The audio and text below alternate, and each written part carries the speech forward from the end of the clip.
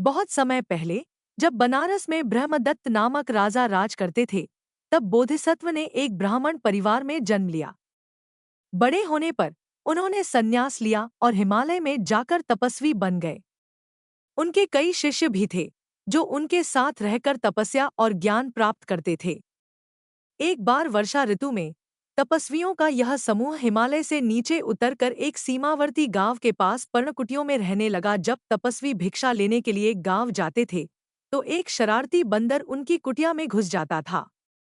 वह बंदर पानी के घड़ों को गिरा देता था, मिट्टी के बर्तनों को तोड़ देता था और जहां अग्निहोत्र होता था उस स्थान को भी गंदा कर देता था।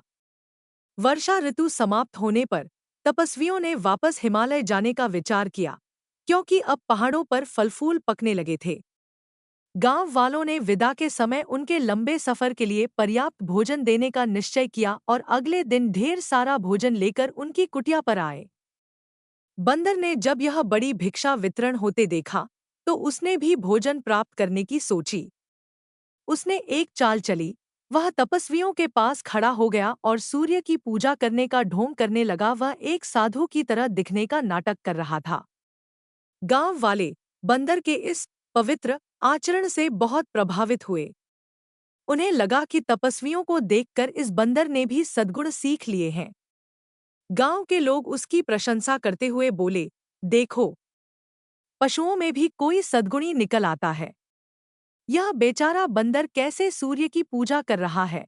यह देखकर बोधिसत्व समझ गए कि यह बंदर केवल नाटक कर रहा है।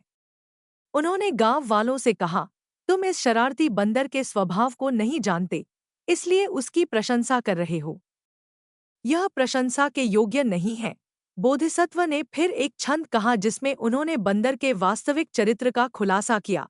तुम इस प्राणी के चरित्र की प्रशंसा करते हो क्योंकि तुम उसे नहीं जानते।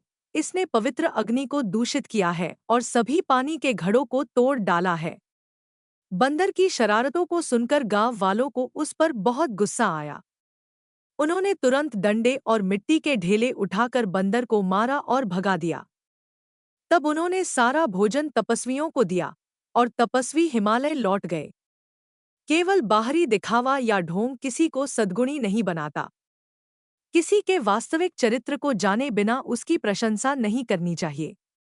एक धूर्त व्यक्ति, बंदर, जो दूसरों को नुकसान पहुंचाता है, वह केवल अपने स्वार्थ के लिए धर्म का दिखावा कर सकता है, लेकिन उसकी वास्तविकता हमेशा सामने आ जाती है।